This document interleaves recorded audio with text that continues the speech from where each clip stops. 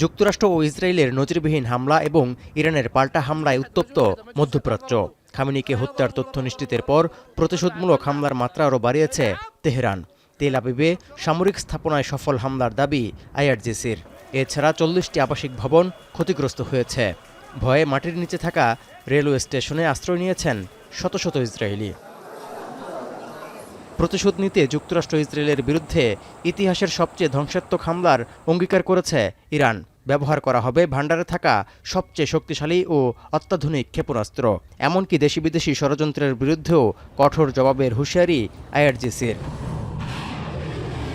এদিকে নতুন করে ইরানের পশ্চিম ও মধ্যাঞ্চলের ৩০টির বেশি স্থানে হামলার দাবি ইসরায়েলি বিমান বাহিনীর।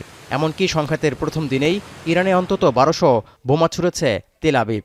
লক্ষ্য পুরোপুরি অর্জন না হওয়া পর্যন্ত ইরানের বিমান প্রতিরক্ষা স্থাপনা, ক্ষেপণাস্ত্র স্থাপনা, সামরিক সদর দপ্তর এবং গুরুত্বপূর্ণ সরকারি লক্ষ্যবস্তুতে হামলা অব্যাহত রাখার হুমকিও দিয়েছে ইসরায়েল।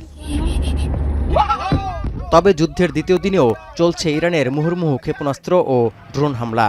ইতোমধ্যেই ২৭টি মার্কিন ঘাঁটিতে হামলার দাবি ইরানের। দুবাই বিমানবন্দর, আবুধাবির জায়েদ বিমানবন্দর সহ মধ্যপ্রাচ্যের বেশ কয়েকটি বিমানবন্দরে আঘাত এনেছে ইরানের হামলা।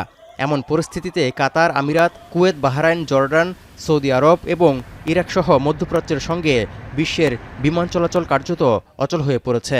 হামলার ঝুঁকিতে মধ্যপ্রাচ্যের নৌপথও।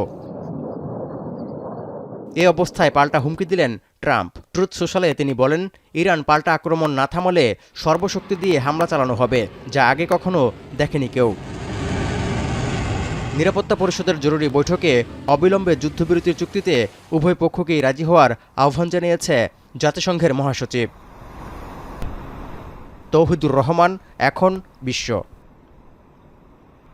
৭২ ঘন্টা ময়েশ্চার লক সমৃদ্ধ লিলি বডি ওয়াশ। শিয়া বাটারের গুডনেস স্কিন রিপেয়ার করে রাখে সফট ও গ্লোয়িং।